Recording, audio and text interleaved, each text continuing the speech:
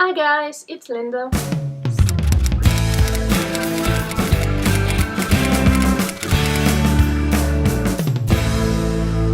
So today I'm doing another different kind of video.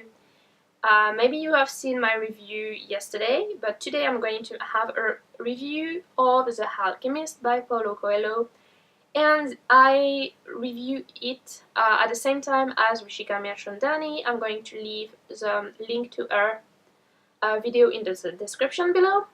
So it's a buddy read. So Rishika came out with that idea that we should be reading the same book and reviewing it at the same time. So that's what we are doing now. So we are planning to do that for a while. The next book is going to be Bridge to Terabithia. But anyway, so today it's The Alchemist from Paulo Coelho.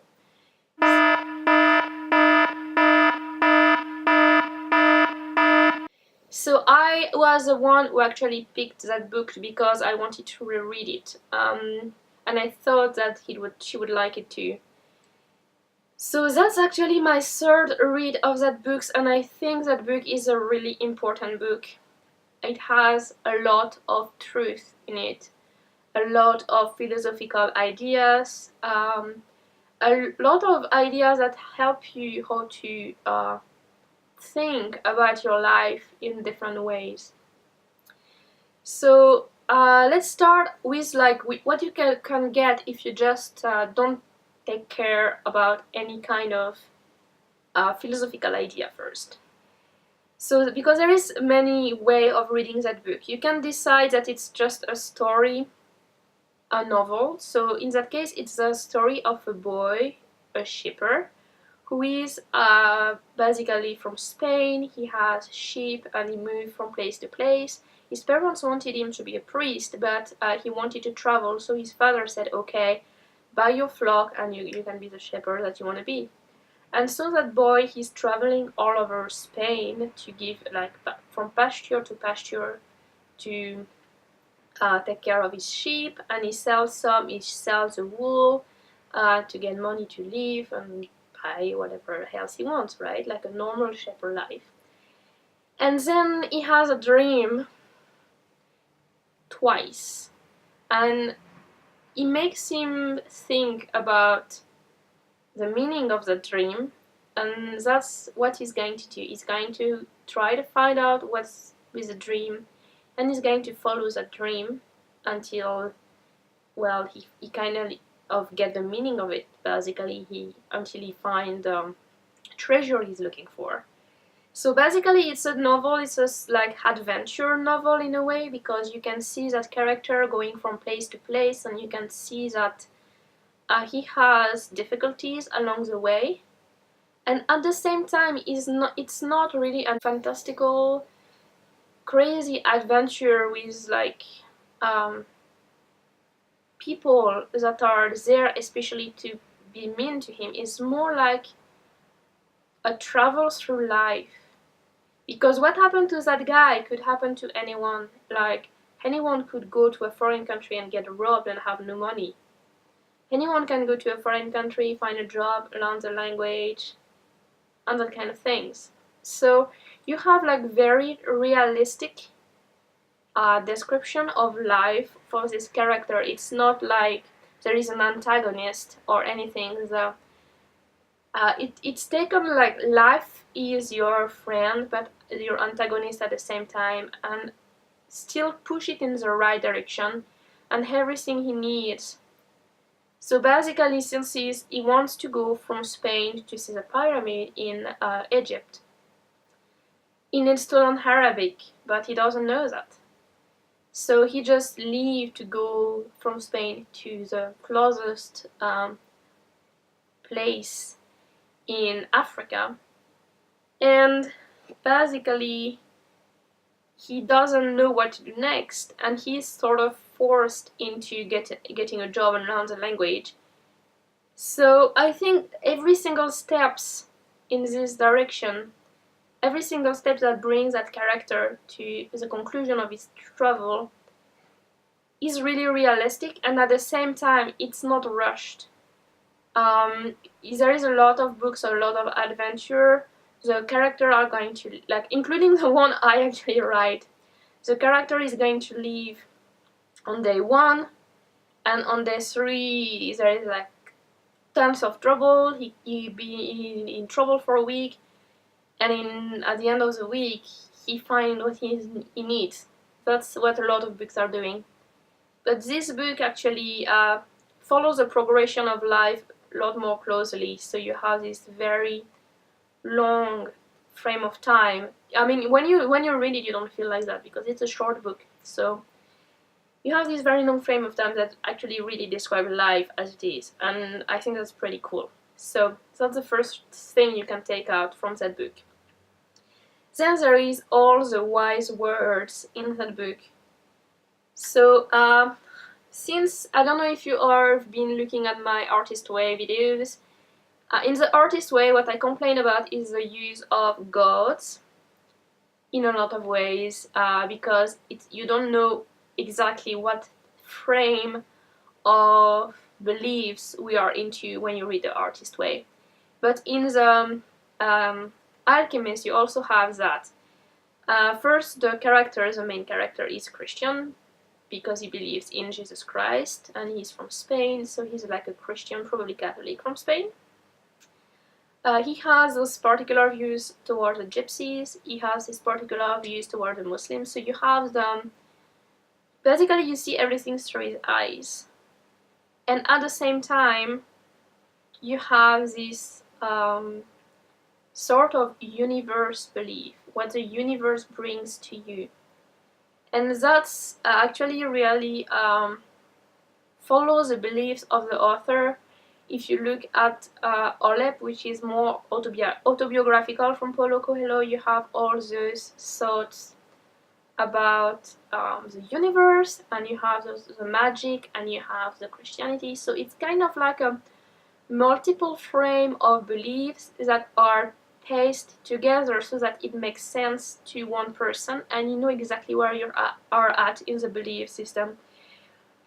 And you have all the wise words coming from there. So one of my favorite is, if something happened once, it will never happen again. But if something happens twice, it will surely happen a third time. And that's something that makes me laugh, because at the same time it's true. It's like, you made a mistake once and you're never gonna make it again, because you learn your lesson, so it's not gonna happen anymore. And if you didn't learn your lesson and it happened twice, okay, it's gonna probably happen again, because that's probably a lesson that you have problem to learn, or maybe problem to know exist, and you're gonna have to deal with it a third time. And that's one of the funny things in this book. It's full of little quotes about a lot of, like, the universe is helping you. If you really want something, the universe conspire to help you get it. But the thing is, when people think if you want something, and I think that's one of my problems in the Artist Way, like, if you want something, you're gonna have a helping hand. But it's not wanting it like, oh, I want to go out today, so you go out. Or it's not something like, I want to get a job. No, it has to be in your unconscious mind. If you, all the thing in this book is like, if you really want something, if it's like, the boy, it's kind of his destiny to go to that place, see the pyramids and get his treasure. It's like his destiny. But at the same time, in the book it says that destiny, you always have a choice, even if you have that destiny. So he has a choice. He can decide if he stays with his sheep or not, or if he goes look for the treasure. He can decide, after he crossed and lost all his money, he can decide that he's gonna stay in the crystal shop forever. He can decide that he's gonna stay in the oasis forever. He doesn't have to continue. He's at, like, he happens every time to arrive at points where he feels comfortable. And that's that kind of thing that I really like about that book. It's like, you have a choice. You, if you really want to do that, and that might be what you really want to do, but you don't have to do it. And there is another character who has that solution too. Is like, I really want that, but I'm not gonna do it. And he knows that he can have it if he wants to, but he's not gonna have it. You know, right? So it's like different sign for different people, I guess. And that's something that I really like. It's like it say, okay, if you really want it, the universe is gonna help you, but you don't have to want it. You don't have to do the work for it, and it's all up to you. Of course, it's better if you go, but you can stay. And that's something that I really like. That's something really interesting about that book. And so you can find all those little quotes, and at the same time, it's kind of funny. And the world is very limited for that boy. First, he's a shepherd, so he knows everything there is to know about shepherd, but he doesn't know anything about the rest of the world, basically. And then he learns all about those crystals, and then he doesn't know anything else. And he learns step by step, and get more knowledge step by step. And the thing is, every knowledge is relevant for what he actually needs. And I think it's the same for everyone in life. The knowledge you have is relevant for what you need. If you want more knowledge, it's going also to create more needs for you. For example, when he's crossing the desert, he doesn't know anything about the desert at first. And then he learns about the desert more and more. So basically, needing the knowledge, needed to cross the desert, crossing the desert, create a need for knowledge. He gains this knowledge, and once he has this knowledge about the desert, he needs more knowledge about it to be able to fully understand the complexity of everything.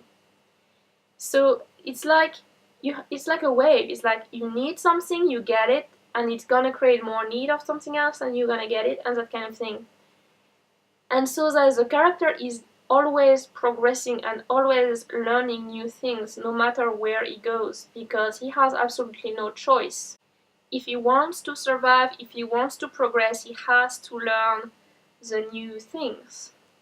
So I think it is very interesting how it sort of shows so much about life, so much about everything we should know. Like, basically, it's the same here. It's like, I moved to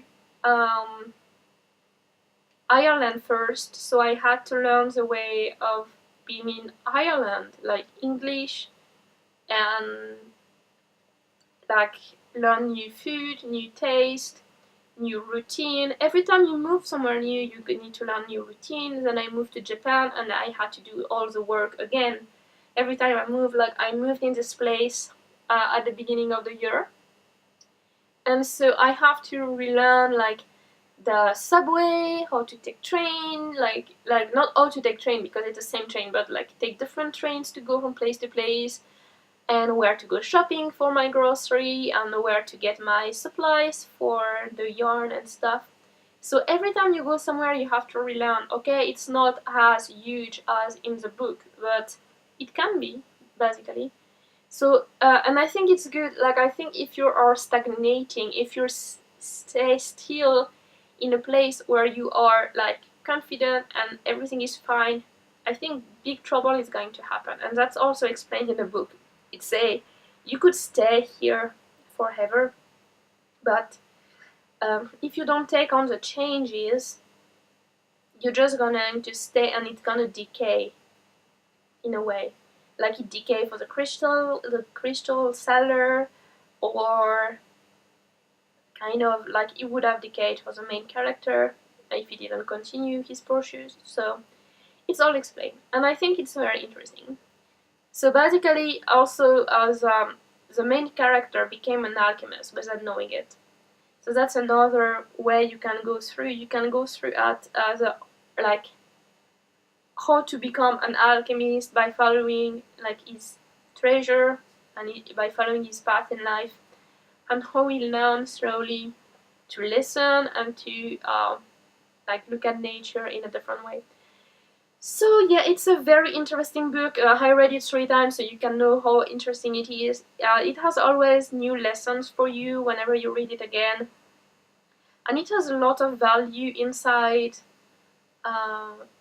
Like, you can read it quickly, you can read it slowly, it has always some value for you in it, and it has a lot of truth. That's what I'm gonna say. So if you enjoyed this video, don't forget to give me a thumb up and to leave me your comment below. Tell me what you think about this book. If you haven't read it, please go read it and tell me what you think about it. If you have read it, just let me know what you think about it. And don't forget to go check out Rishika's point of view, because I haven't seen her video. We decided we're going to do the video about at the same time, so that we don't see each other video, so that, like, I cannot take her opinion in my video and she cannot take my opinion in her video. So it's like brown, different. So I'm gonna go and check her video out now, so you can do that too. Anyway, guys, have fun whatever you read, and see you next time for something else. Bye!